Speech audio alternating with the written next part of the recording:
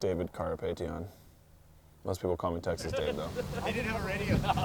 Born and raised in Austin, been here my whole life. I think motorsport really kind of came into my consciousness when I was probably 15 or so. I was in a bunch of punk rock bands at the time and running a recording studio out of my dad's house. And some of the guys that I played in some bands with were a little bit older, and they were all kind of into street racing and you know, building like Hondas and, you know, drag racing stuff. And I was kind of hanging out with those guys, getting interested in cars, and then started playing Gran Turismo 3, and then it was like, game over.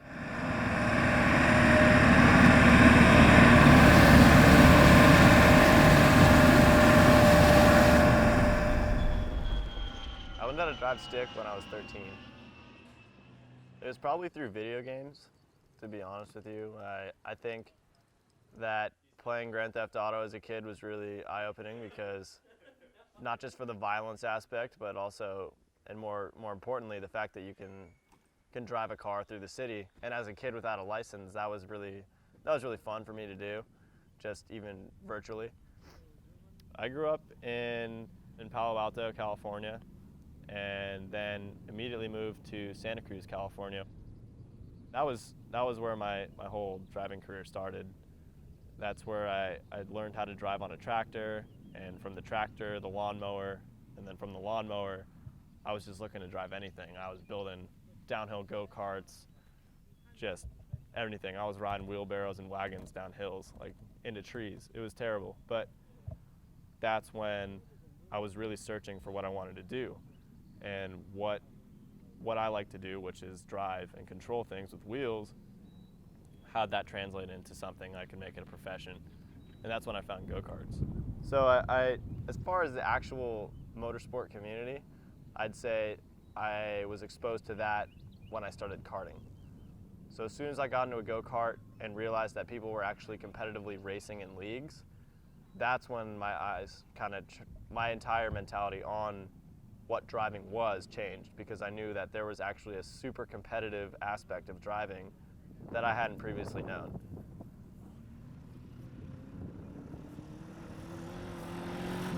I heard about Rally Ready through Alex Keys. He's a driver I've known since I raced on the East Coast, and Alex told me about Dave, Texas Dave, and how we had just bought a ranch out here. And going into Global Rallycross this year with no dirt experience at all, I figured it wouldn't be too bad of an idea to come out here and check it out for myself. And the first visit, I did a 2-day course, and then decided to come back again with Alex Keys. I ended up starting racing when I was 17. I knew pretty early that I didn't really have any interest in going to college. I was never really engaged much in school, so I sort of, you know, decided to put all my eggs in that basket, and I started racing. I'd sort of put a business plan together and talked my dad into buying me my first rally car for my 17th birthday. So I took my car and I managed to find a team to help me run my first rally, which we won by product of being the only car in our class, even though I wrecked. And then that win got us an invite to the national championship. Showed up, won that, because I was the only car in my class. And I was like, dude, I'm gonna probably be world champion in like 6 months, because pretty much just killing it right now, so long as I'm the only person in my class. Our third race ever was the Pikes Peak International Hill Climb, which is most known for like, you know, cars tumbling off the side of a tall mountain in Colorado. And I signed up like sight unseen. It was pre-YouTube, so like I couldn't just watch a bunch of videos and realize that was a terrible idea for a 17-year-old who had like no real legitimate racing experience. So I showed up to Pikes Peak, June, I guess it was June '05. We start driving up Pikes Peak, and we're like 30 seconds up the mountain from the toll booth. We're like a half of a mile below, vertically below the start line of the race. And I'm like, nope, absolutely not. It's like sheer 400-foot drops at least on the side of the mountain. And I'm like, no, absolutely, I'm not, there's no way, I'm not doing this. Then it was like, all right, well, I'll do the practice session. And then, all right, I'll do, you know, the first. And slowly, once you kind of put the helmet on, you get the blinders on. So I finished the event, ended up third out of 3 cars. So just killing it, still on the podium. So that's like 3 for 3. I was feeling pretty good. So I went from there and did a few more rallies over the next few years, but kind of found myself focusing more and more on the Pikes Peak Hill Climb. In 2009, we ended up buying a car that was just for the Pikes Peak Hill Climb, and I ran the hill climb up in Colorado every year since 2005. 2016 will be the first year that I don't race since I was 17. At the end of the day, it's about the racing, because that's why I want this career, is because I love racing and I love driving, and I always have. So everything that I've done up until this point has been because of my love for driving. But in order to get to the highest level nowadays, you really need to be big and famous. And in order to do that, you need to be a genuine person and develop a fan base. That's exciting. It's a way, the closer and closer I get to the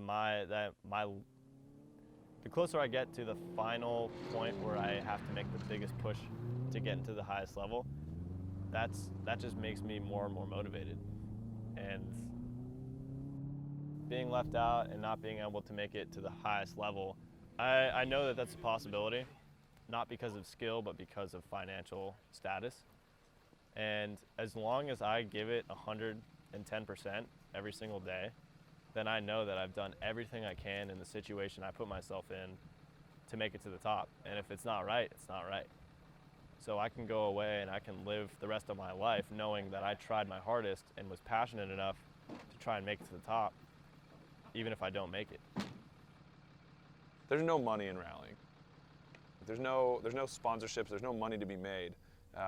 All the money to be made is in the back end of the sport. In most forms of racing, there's something there. There's something on the line. You know, there's sponsors. There's all these different things. That just doesn't happen in rallying, and so there aren't huge egos in the sport.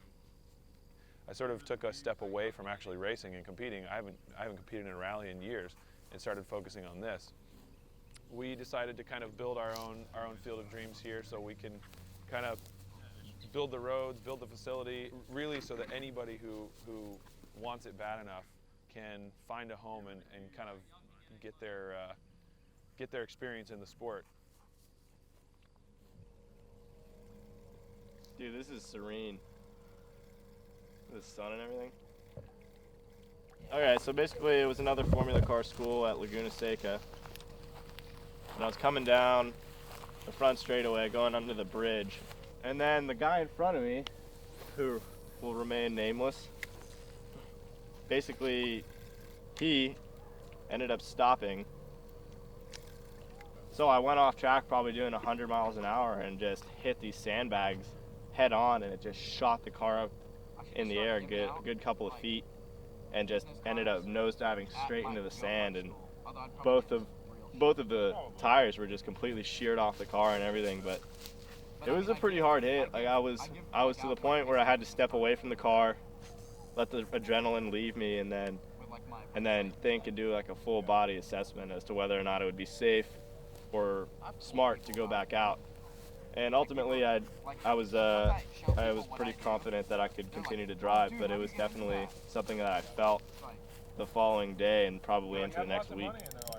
The bottom line is that this sport is completely driven by passion and by enthusiasts. So figuring out what your position is and how you can make this a career is the hardest part. And so most folks who are career involved in rally racing are the guys who build the cars, or the guys who service for the very limited amount of factory teams, or who maintain other people's cars, who are wealthier.